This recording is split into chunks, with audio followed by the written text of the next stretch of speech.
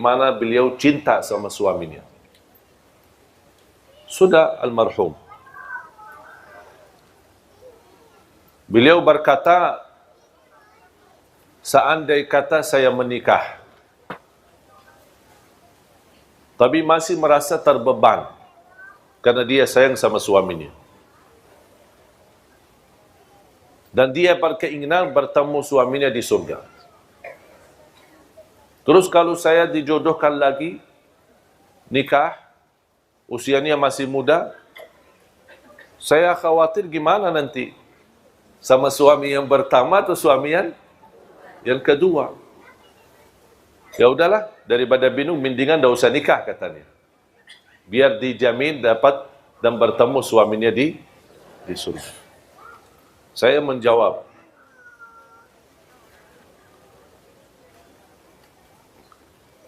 kalau usulan saya, kalau ada jodohnya nikahlah. Masih muda, belum punya anak lagi. Nikahlah. Urusan surga nanti urusan lain. Ketemu siapa itu urusan sama Allah. Dan kejadian ini sama pernah terjadi sama istri Rasulullah, bernama Ummu Salamah. Kenal nggak Ummu Salamah? Dari mana kenal? Tahu maksudnya. Ummu Salamah salah satu istri Rasulullah SAW. Ternyata Ummu Salamah punya suami namanya Abu Salamah. Cinta bukan main sama suaminya. Meninggal, mati syahid di waktu tamburan perang bersama Rasulullah SAW. Meninggal. Ketika meninggal suaminya, dia merasa sedih banget. Kehilangan seorang yang dia paling sayangi, paling cintai. Baik banget. Dan dia merasa kehilangan sesuatu yang amat besar. Tapi dia sabar, ujian.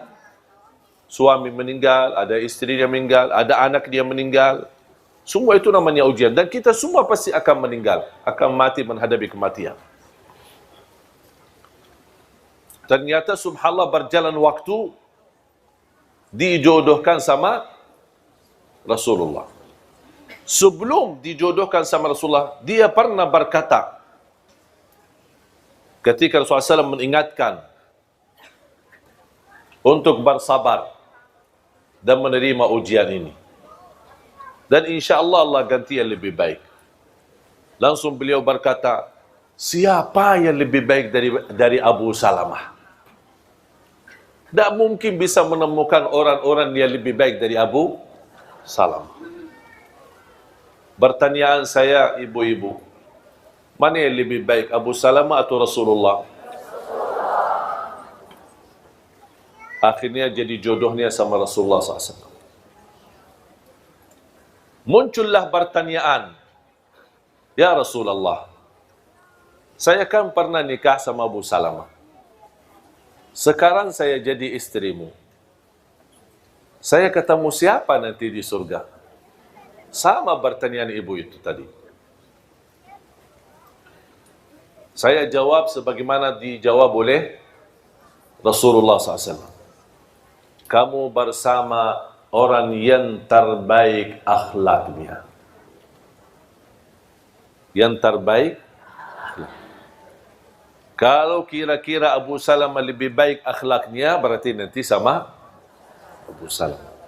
Tapi yang kita tahu dan kita belajar, yang paling mulia akhlaknya siapa? Berarti dia sama. Dan disitulah kunci kebahagiaan dalam rumah tangga. Kemuliaan akhlak. Jamaah sekalian, tidak ada rumah tangga yang tidak bermasalah. Tetapi kunci mengatasi segala persoalan dan permasalahan adalah kemuliaan akhlak. Bahkan Rasulullah SAW bersabda, menunjukkan kunci kemuliaan seorang laki-laki, terutama laki-laki.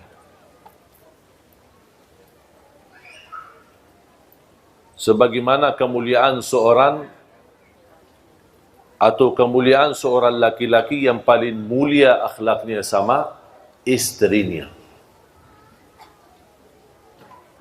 Makanya ulama berkata, kalau ingin mengetahui akhlak seorang, jangan tanya jauh-jauh, tanya isterinya. Kalau isterinya biar mentul, berarti mantap, alhamdulillah. Kalau isterinya berkata, stres, pusing, oh berarti masalah.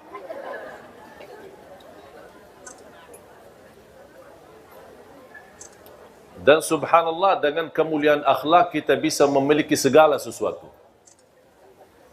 Dengan kemuliaan akhlak kita bisa memiliki segala. Memiliki hati orang, memiliki kehormatan orang, memiliki kemuliaan orang, pasti akan dimuliakan. Apalagi di saat istri kita sedang membutuhkan dampingan kita, perhatian kita, bantuan kita. Itu luar biasa, sangat harga besar baginya ketika dia memiliki suami yang berakhlak mulia. Makanya jamaah sekalian, sampai Rasulullah SAW bersabda, "Aqrabukum minni majlisan yawmal qiyamah ahasinukum akhlaqa." Yang paling dekat kepadaku hari kiamat, kata Rasulullah, yang paling mulia akhlaknya di dunia.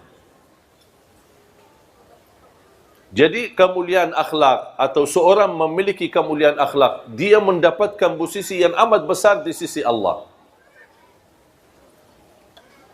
Kemuliaan, darajat yang tinggi bersama para nabi, siddiqin, syuhada dan salihin.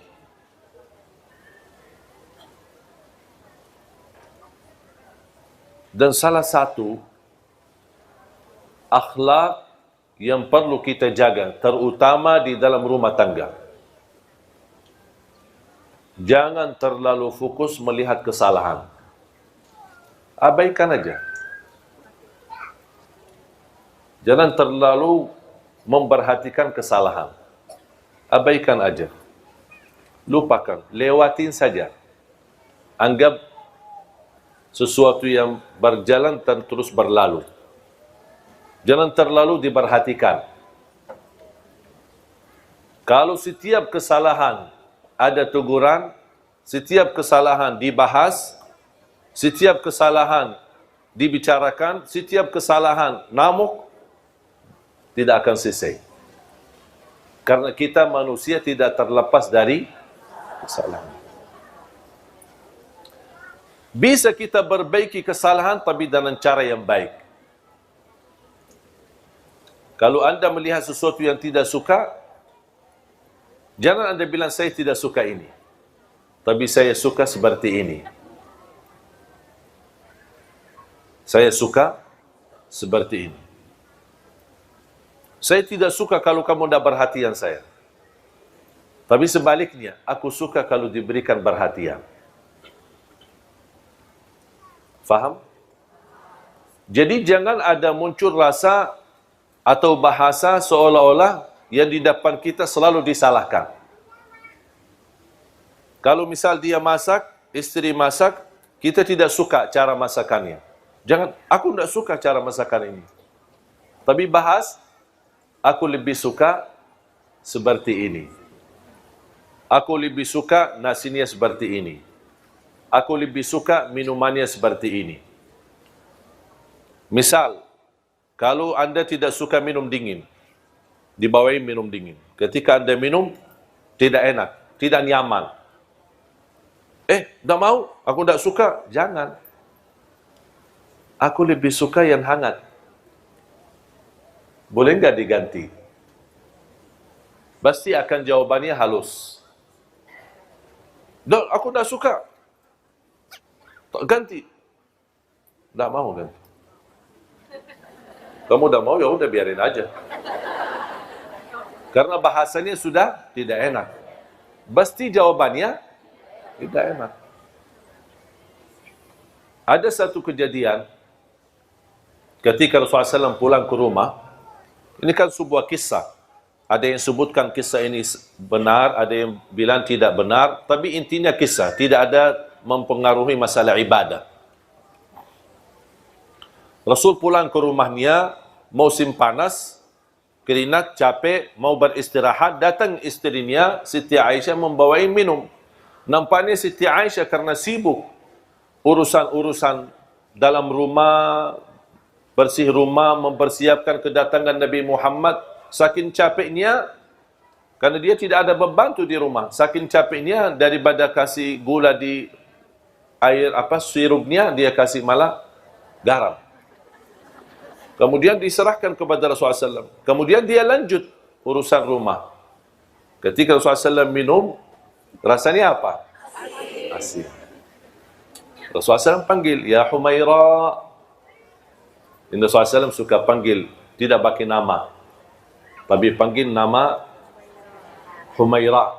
Yang putih ada merah-merahan. Dan selalu saya dorong jamaah suami istri harus masing-masing memiliki gelar panggilan, nama panggilan. Apa itu? Hei manis, hei cekap, gagah, sayang. Jangan panggil abi, abah, ayah. Panggilan kata-kata yang ada tanda sayang. Kalau misal dia hitam manis, coklat. Pokoknya kata-kata terserah, milih kata-kata yang menenangkan hati, yang menarik. Dan ini subhanallah membuat mesra dalam rumah tangga. Dan itu yang dilakukan oleh Rasulullah SAW. Ya Humaira. Kalau saya punya nama khusus dipanggil oleh istri. Jadi istri panggil pakai nama itu. Bukan Syekh Ali, bukan Ali. Tapi ada nama. Saya tidak mau kasih, itu rahasia.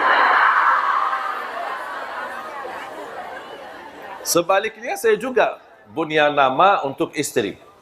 Dan dia suka kalau saya panggil dengan pakai nama itu. Lewat telepon, lewat WA, atau saya pulang ke rumah, itu selalu saya panggil seperti ini. Khusus. Yang ingin tahu ya datang ke rumah aja. Kenalan sama istri biar tahu rahasianya apa. Karena saya mengambil belajar dari Rasulullah SAW. Bukan berarti mohon maaf saya sempurna dalam rumah tangga. Jangan ada yang merasa, berarti Syekh luar biasa. Enggak. Saya juga orang biasa. Punya kekurangan, punya kesalahan. Kadang-kadang istri saya tersinggung terhadap perilaku saya. Tapi alhamdulillah kita selalu sepakat ada tukar fikiran. Ada berbicaraan. Kita tidak istilahnya menambil hati. Aku lihat dia, aku marah, terus simpan di hati. Dia lihat saya, dia marah, simpan di hati. Itu tidak akan selesai masalah. Ada sesuatu dibahas, tapi cara dibahasnya agak enak. Sopan, saling menjaga, saling menghormati, seperti ini, seperti ini. Kalau menurut saya itu namanya istilah muhasabah. Setiap minggu sekali kita muhasabah. Saya tanya sama istri saya, apa yang saya lakukan selama 1 minggu membuat kamu tersinggung? Dia kasih tahu. Kalau tidak dia kasih tahu, dari mana saya bisa tahu? Karena yang sakit hati siapa? Istri. Hati yang dia punya, bukan saya punya. Saya tidak tahu isinya. Makanya harus saya tanya, apa yang membuat kamu tersinggung? Apa yang membuat kamu tidak enak hati? Oh, kalau begini, kalau foto sama ibu-ibu jangan terlalu dekat. Siap.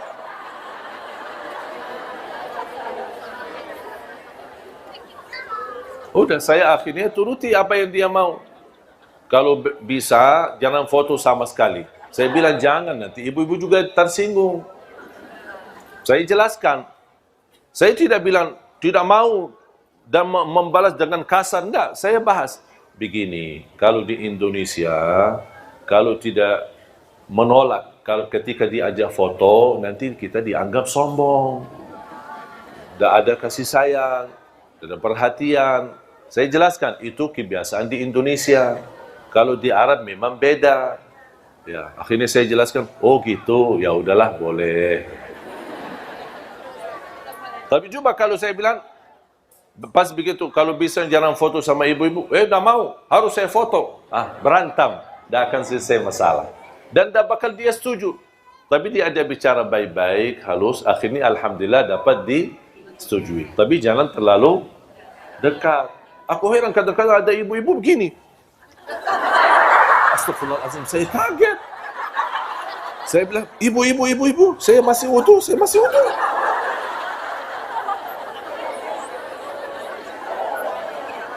Saya jujur saja bicara seperti ini, padahal saya belum wudu. Tapi kenapa saya terpaksa? Jangan, supaya dia menjauh daripada bubu, jauh. Nanti dia juga tersinggung. Masalah lagi. Selalu berusaha memilih kata yang bisa difahami, tapi tidak menyakiti hati. Maaf, saya lagi wudu. Ya. Dah, langsung dia awas sendiri. Daripada kita berantem. Ibu jangan dekat. Ibu jangan dong. Kok sih kasar ya?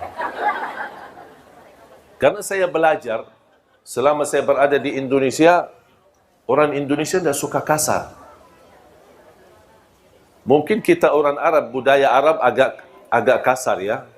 Termasuk bicara. Makanya kalau saya ada punya teman mau cari istri orang Indonesia, kadang-kadang calon istri tanya, gimana dia, kasar enggak?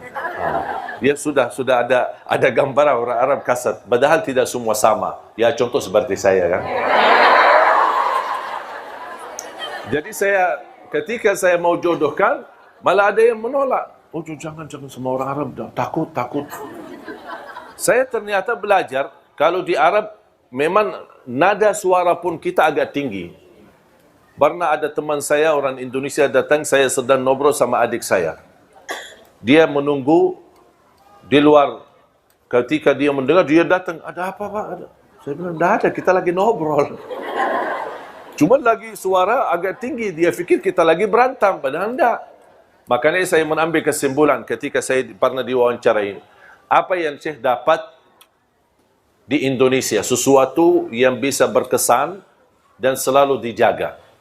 Saya bilang saya belajar orang Indonesia suka yang lembut dan sopan, tidak suka yang kasar. Makanya kalau kita di Arab dulu, saya suka mengucapkan Assalamualaikum. Jadi orang, Waalaikumsalam. Takut. Begitu saya datang ke Indonesia, saya berubah lagi. Assalamualaikum. Itu orang Indonesia. Begitu. Makanya saya ikut salam sama orang Indonesia. Ketika ketemu orang Indonesia, kalau ketemu orang Arab, salam. Ini kan saudara saya. Assalamualaikum. Dia sudah faham. Itu bukan marah. Tapi kalau sama orang Indonesia bisa salah faham. Salam aja kok gitu sih. Makanya saya rubah. Assalamualaikum. Apalagi pakai senyum. Walaupun kita lagi stres. Dia ada apa senyum. Karena orang suka melihat kita senyum. Makanya Rasulullah SAW ketika minum dan minumannya asin, apa yang tidak Rasulullah SAW? Tidak menumbahkan gelasnya, tidak menembakkan dan tidak marah-marah. Apa nih kita datang capek-capek, kok malah dikasih air minum yang asin, aduh. Sambil minum aja tidak bisa bikin, udah mau nikah lagi. Tidak, Rasulullah SAW duduk manis. Ya Humairah. Siti Aisyah juga labbaik. Dan itu salah satu kata yang saya suka di Indonesia. Suka labbaik. Kalau anak-anak labbaik. Labbaik. Itu sebenarnya kata-kata dari dulu ada di Arab. Diambil dari kata labbaik Allahumma labbaik. Kenapa? Menunjukkan saya akan segera jawab. Saya akan segera sami'na wa ata'na. Dari pada dipanggil, ya, labbaik. Artinya, tapi jangan labbaik dah datang. Lama suaminya panggil, sayang, labbaik. Dan panggilan labbaik belum datang juga. Kalau sudah labbaik, tinggalkan semuanya, segera datang. Siti Aisyah langsung, ya Humairah, labbaik, datang. Apa kata Rasulullah? Ayo, berkenan enggak temani saya minum? Temani saya minum. Ya, Siti Aisyah senang diajak sama suaminya ikut minum bareng. Siti Aisyah suka di mana bekas bibirnya Rasulullah. Oh, ini. Dia minum, habis minum.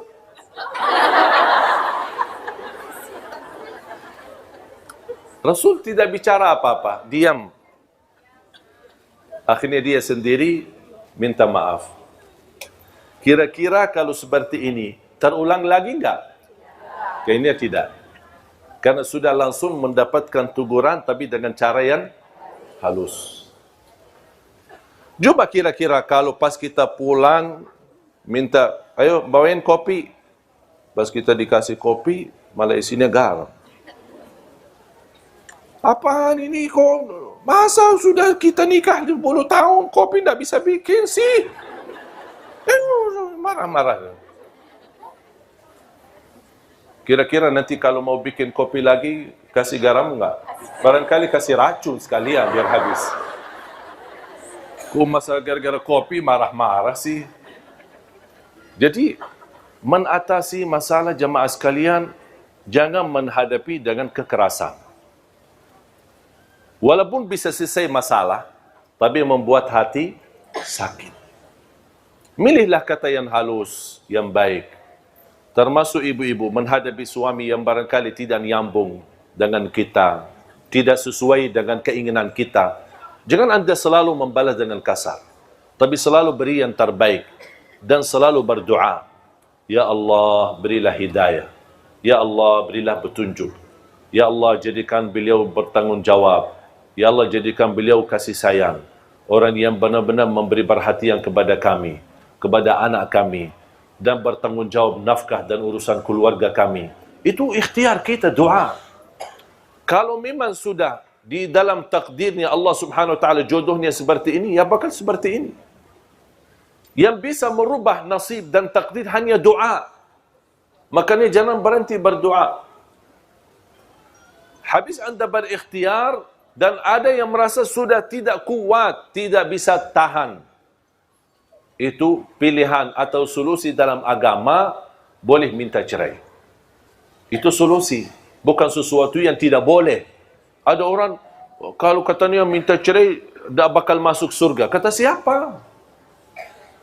Kalau benar-benar, sebagaimana saya jelaskan, ibu sudah sabar, sudah doa, sudah ikhtiar, sudah memimpin nasihat, tapi tetap tidak ada perubahan sama sekali. Dan masih bisa sabar, saya usulkan sabarlah. Tapi kalau ada orang tak bisa sabar, bahkan ada yang merasa lebih baik saya mati, kenapa susahkan diri? Lepas. Karena inti daripada rumah tangga hidup bahagia. Kalau kehilangan kebahagiaan buat apa? Banyak orang yang sudah bisa berpisah walaupun anaknya sudah 10. Jadi jangan ada orang berkata, oh demi anak, demi anak. Itu bahasa yang menurut saya tidak tepat. Sebenarnya anak itu bisa diurus, bisa dijaga dan bisa diperhatikan. Tapi yang lebih utama adalah kita merasa harmonis, sakinah, mawaddah, rahmah dalam rumah tangga. Karena kalau tidak ada hubungan baik antara suami istri akan mempengaruhi kepada anak. Walaupun kita bertahan, tapi anak kita nanti menjadi sakit. Anak kita nanti membuat dia sakit jiwa, sakit hati. Karena dia selalu melihat orang tuanya berantem. Selalu orang tuanya marah. Dan selalu saya nasihatkan, kalau terpaksa anda memarah sama suami atau istri, jangan di depan anak-anak. Jangan di depan anak-anak. Apalagi kalau bisa ditunda amarahannya sampai malam. Biar semuanya anak tidur, masuk kamar sendiri dan bicara baik-baik. Sudah akan diselesaikan masalah. Wallahi tidak ada masalah, pasti ada jalan keluar. Tapi kita mau atau tidak jalan keluarnya. Itu persoalannya. Banyak ujian yang saya hadapi dalam rumah tangga. Tapi selalu yang membuat kami bahagia, selalu saya sepakat sama istri, selalu mencari jalan keluar. Selama ada masalah, pasti ada jalan keluar. Fa inna ma'al usri yusra, inna ma'al usri yusra. Kalau ada satu kesusahan, berarti ada dua jalan kemudahan. Itu yang saya sudah yakini saya sama istri saya. Dan alhamdulillah tidak pernah ada masalah, kami cepat bisa mengatasinya. Dan tidak berlama-lama, supaya tidak menimbulkan hal-hal yang tidak diinginkan. Apapun sikapnya, apapun prinsipnya, apapun kejadiannya.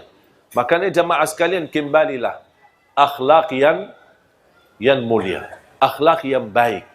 Jaminan dapat syafaat Nabi Muhammad. Jaminan darajat yang tinggi di dalam surga. Bahkan Rasulullah SAW bersabda,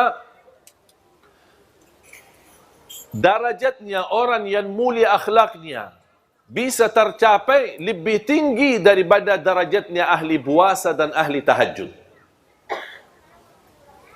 Ahli puasa sama, padahal kita tahu pahala puasa begitu besar, pahala tahajud begitu tinggi, tapi jauh lebih tinggi daripada dua-duanya adalah orang yang mulia akhlaknya. Contoh, kalau ada orang suka puasa, suka tahajud, tapi tidak baik akhlaknya. Ada satu orang tidak puasa, tidak tahajud, tapi baik akhlaknya. Jauh lebih mulia di sisi Allah yang baik akhlaknya. Apalagi kalau bisa kita jaga puasa, jaga tahajud, jaga ibadah, dan juga jaga akhlak. Itu luar biasa, mantap. Luar biasa keagungan dan anugerah dari Allah Subhanahu wa Ta'ala. Makanya jamaah sekalian dimuliakan Allah Subhanahu wa Ta'ala, mari kita selalu kita niatkan. Dan apapun yang kita hadapi, anggaplah ujian. Huwallazi khalaqal mauta wal hayata liyabluwakum ayyukum ahsanu amala. Allah menuji kalian agar bisa anda tahu siapa yang terbaik amalan. Buat apa Allah uji? Supaya terlihat siapa yang terbaik, siapa yang paling sabar, siapa yang paling ikhlas, siapa yang paling ridha. Kalau tidak diuji, tidak ada bedanya sama kita. Tidak ada di antara kita berbeda-beda. Semua sama di sisi Allah. Tapi apa yang membuat kita punya kelebihan? Ujian. Ketika datangnya ujian, Allah melihat. Ada namuk, marah, tidak ridha, tidak ikhlas. Ada satu lagi, sabar, ikhlas, ridha. Kata Allah, ini lulus. Itu dapat keuntungan. Berarti, ketika ada ujian, bukan Allah ingin menyakiti kita, tapi Allah ingin menunjukkan posisi kita di sisi Allah Subhanahu wa Ta'ala. Makanya jamaah sekalian belajar sabar dan menunggu kemudahan ketika sedang susah. Menunggu jalan keluar ketika kita menghadapi ujian. Kesabaran itu dan menunggu adalah ibadah tersendiri. Contoh, kita lagi ada masalah. Dan kita sudah berupaya menunggu jalan keluarnya. Ada jalan keluar, tapi belum waktunya. Masih dalam proses. Berarti kita butuh tunggu. Tunggu berapa lama? Bisa 1 bulan. Bisa 2 bulan. Bisa 1 tahun. Kita menunggu sampai selesai proses. Baru akan kita dapat terbuka jalan keluarnya. Anda menunggu seberapa pun lamanya, selama Anda tunggu itu terhitung sebagai ibadah. Intidharul faraji ibadah. Menunggu datangnya kemudahan dan pertolongan Allah itu ibadah sendiri. Berarti Anda dapat pahala karena tunggu, Anda dapat pahala lagi sabar, dan Anda akan syukuri ketika datangnya kemudahan dan pertolongan dari Allah Subhanahu wa Ta'ala. Jamaah sekalian yang dimuliakan Allah Subhanahu wa Ta'ala. Saya akhiri satu cerita. Mau kan cerita? Ibu-ibu senang cerita.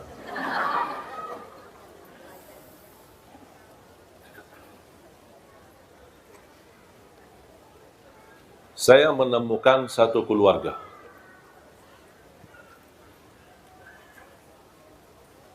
Ketika habis pulang sekolah, itu terjadi di kota Madinah, di masa saya sekolah. Saya menemukan seorang tunanetra sedang berdiri di pinggir pintu sekolah, gerbang sekolah. Saya perhatikan, dan qadarullah, saya juga sedang menunggu ayah saya jemput untuk pulang sekolah. Ternyata Allah takdirkan ayah saya pun telat. Dan tunanetra pun di samping saya juga sendirian. Menarik perhatian saya, membuat saya mendekat dan ajak bicara. Kamu tunggu siapa? Saya tunggu ayahku, kata. Ayahnya kepala sekolah di salah satu sekolah, tapi yang posisinya cukup jauh. Nampaknya ada mendadak rapat atau apa urusan, dah bisa datang. Di waktu itu belum ada handphone, belum ada HP untuk bisa ditelepon. Menanya, di mana? Lagi di mana? Sama-sama kita tunggu. Cukup lama, hampir 1,5 jam. Siang hari, panas. Saya berkata sama beliau, rumah kamu dekat enggak? Ya, dekat. Mau enggak saya antar? Ya, boleh. Seberang rumahnya. Jadi sekolah ini tinggal kita seberangi jalan, ada jalan raya, kemudian kita bisa ke rumahnya. Kata beliau, rumah saya dekat, tinggal hanya seberang jalan di belakang gedung yang di depan kita, pasti pinggir jalan rayanya. Saya langsung berkata, tapi nanti kamu tunjukkan ya, tunjukkan jalannya. Beliau ketawa. Masa saya buta yang tunjukin jalan? Pas begitu saya dampingi, subhanallah ibu-ibu.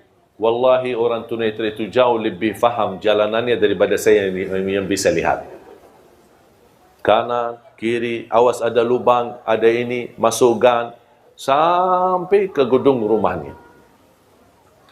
Ada beberapa lantai seperti apartemen. Begitu kita masuk, awas ada tangga 3. Kita jalan. Ada lagi tangga 1 kecil. Kita naik. Ada lift, buka pintu. Bencet nomor sekian. Pas kita naik, pas begitu keluar ke arah kanan. Sampai di mana belnya rumah itu dia tahu. Posisi di sini. Nah, begitu ibunya buka. Dan dia masuk di belakang pintu. Karena diharapkan pakai cadar. Dia tidak tunjukkan diri, tapi dia berbicara sama saya di belakang, dari belakang pintu. Terima kasih Allah, kami tadi kekhawatiran, anak kami telat, suami juga sibuk, tidak bisa ditelepon, karena dia mau telepon ke sekolahannya. Alhamdulillah bersyukur Anda bisa bawa anak kami di sini. Dan maksa-maksa untuk saya diajak masuk. Temani karena suaminya sedang dalam perjalanan mau pulang. Maksudnya diajak makan siang. Kalau orang Arab makan siang sampai sore. Kalau makan malam jam 12 malam. Makan subuhnya jam 10 pagi. Dan ini semua alhamdulillah berubah ketika saya sudah di Indonesia. Makan subuh habis subuh, makan siang habis zuhur, makan malam habis isya. Dan kalau sudah malam sekali, sudah tidak makan dan tidak minum sambil insyaAllah istirahat. Jadi, ketika saya diajak masuk dan temani ada satu ruangan buat tamu, ada satu kejadian membuat saya sangat terkejut. Beliau yang tadi saya antarin, dia mengajak adiknya. Ada 3 saudara. Yang sama saya itu usianya kurang lebih 19-20. Ada yang satu lagi adiknya 16. Ada yang satu lagi adiknya kurang lebih 10 tahun. Ada yang satu lagi 6 tahun. 3. Ketika beliau ajak, ini kenalan saudara saya, adik-adik saya. Pas begitu salaman, ternyata jemaah sekalian, semuanya tunanetra. Semuanya buta.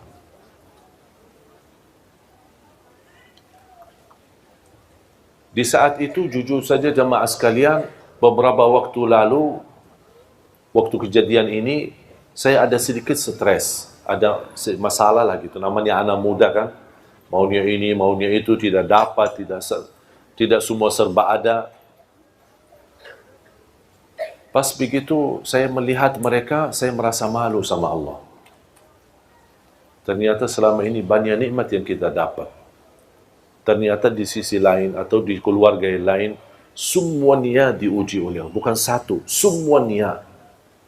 Hanya yang selamat dalam anggota keluarga itu hanya suami istri.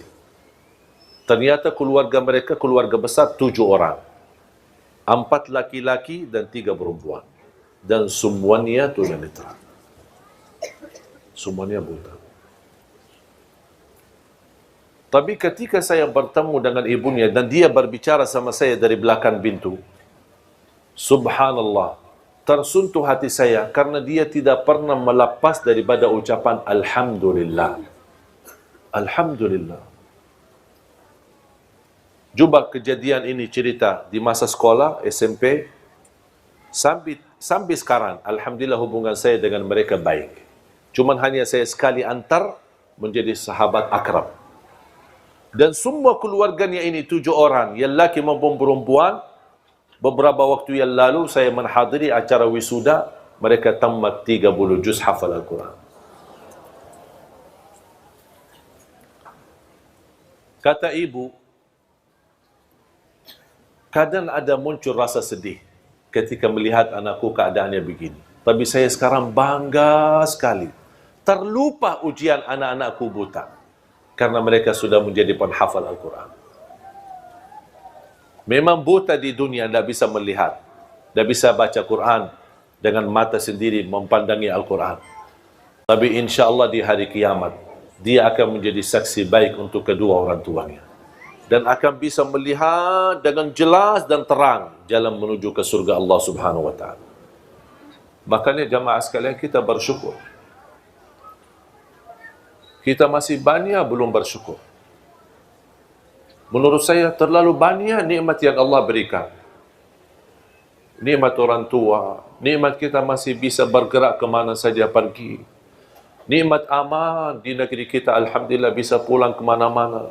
Bisa pergi ke mana-mana, menghadiri majlis ta'lim, tidak ada yang mengganggu kita, tidak ada menyakiti kita, tidak ada yang mencuri atau mengambil hak kita. Kita merasa aman, nikmat, melaksanakan ibadah. Ada yang diberikan karunia bangun tahajud di tengah malam, wallahi itu nikmat ibu-ibu. Jangan ada yang merasa itu kehebatan kita atau kelebihan kita. Wallahi itu anugerah dari Allah Subhanahu wa ta'ala. Anda bisa beramal, donasi, beri nafkah, beri sedekah di mana-mana. Wallahi itu karunia, bukan karena kita punya uang. Bukan karena kita punya kelebihan. Ketika diberikan kemudahan bisa umrah, wallahi itu karunia, bukan karena kita bisa daftar untuk umrah. Bukan karena ada travel di mana-mana kita bisa ikuti mereka. Kalau kita bisa haji, wallahi itu karunia dari Allah, bukan karena kemampuan dan kehebatan kita. Banyak, terlalu banyak nikmat Allah. Kalau kadang saya duduk sendiri menghitungkan dan muhasabah diri betapa nikmat Allah yang ada di keliling kita, di sekitar kita, wallahi rasa malu. Tak sanggup. Tak sanggup untuk mensyukurinya semua. Ada ujian, tapi kalau kita berfikir dengan mata dan akal yang sehat, mana yang lebih banyak, ujian atau nikmat? Jauh lebih banyak nikmat. Tapi kenapa kita manusia suka lupa? Pas ada ujian kita baru marah dan tidak terima. Ketika ada nikmat, tak pernah ada manusia berkata, ya Allah saya tidak pantas mendapatkan nikmat itu. Tapi ketika diuji, ya Allah saya tidak pantas diuji. Itulah manusia. Makanya Allah sebutkan manusia di dalam Al-Quran, manusia amat bodoh dan amat zalim. Maksudnya apa amat bodoh dan amat zalim? Ya perilakunya. Dia menzalimi dirinya sendiri. Dia merasa dirinya hebat dan dia lupa itu semua karunia dari Allah Subhanahu wa ta'ala. Makanya belajar jamaah sekalian selalu ucapkan alhamdulillah. Yang lebih indah ucapan alhamdulillah, kita masih berkenan memuji Allah dalam segala pujian ketika kita menghadapi musibah, ujian. Makanya ada hadis Rasulullah SAW. Ketika ada seorang diuji dengan salah satu anggota keluarga meninggal dunia. Apa itu ayahnya, ibunya, istrinya, suaminya, anaknya. Allah turunkan malaikat. Unzuru ma qala abdi. Malaikatku, lihatlah apa ucapan hambaku ketika saya uji dengan ujian kematian. Malaikat menjawab, hambamu ya Allah berkata, hamadaka wastarja. Maksudnya apa? Hamadaka wastarja. Mengucapkan alhamdulillah, inna lillah wa inna ilaihi raji'un. Kata Allah kepada malaikat, ibnu li'abdi baitan fil jannah wa sammuhu baital hamd. Bangunlah di dalam surgaku istana dan berikan nama istana itu nama Alhamdu. Ini khusus pahala dan keistimewaan yang Allah sediakan yang mampu mengucapkan Alhamdulillah ketika menghadapi musibah. Sebelum inna lillahi wa inna ilaihi raji'un, sebelum la hawla wa la quwata illa billah, Alhamdulillah, baru inna lillahi wa inna ilaihi. Ada berita yang tidak menenangkan hati, Alhamdulillah, inna lillahi wa inna ilaihi raji'un. Jangan berbicara macam-macam. Wallahi Bapak Ibu jamaah sekalian, kalau anda berkenan ucapkan kata ini, langsung akan turun rahmat Allah di dalam hati kita. Akan terasa tenang, biarpun musibahnya cukup besar. Akan Allah berikan segera dalam jalan keluarnya. Tapi belajar mengucapkan Alhamdulillah, khususnya ketika menghadapi musibah.